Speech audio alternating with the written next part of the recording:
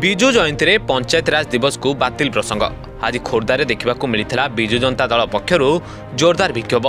पूर्वतन विधायक राजेन्द्र कुमार साहू नेतृत्व में खोर्धा निर्वाचन मंडल शह शह कर्मी जिलापाल कार्यालय सम्मुखें एकत्र हो विरोध कर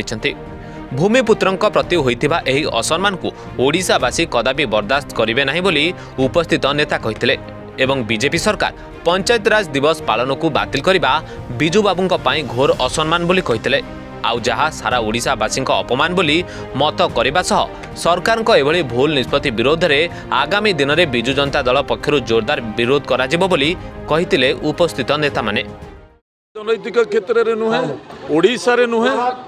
सारा विश्व रे आपण मानकर कार्यक्रम भितर बिजु बाबू प्रति जो असम्मान करिसेंती बीजेपी सरकार जो असम्मान करिछि तारी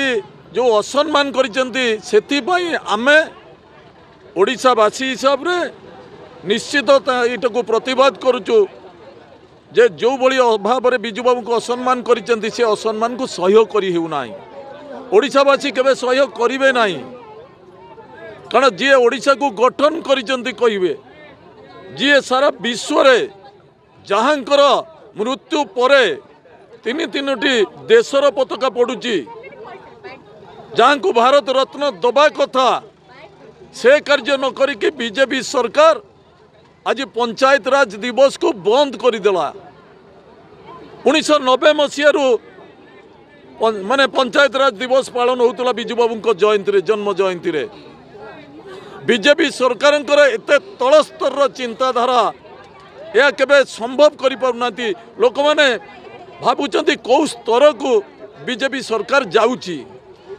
तेणु एभली एक जो अपमान स्वर्गत बिजु बाबू प्रति करा जाइछि आमे ओडिशावासी हिसाब रे निश्चित आमे एटा को प्रतिरोध करूछु एवं प्रतिवाद करूछु एभली अन्याय अनीति चलिबो नाही। आगामी दिन में यदि सतर्क न हेबे ओडिशावासी माने आगामी दिन में तार उचित जवाब देबे। खोर्धारू प्रवीण भंजंग रिपोर्ट टुडे।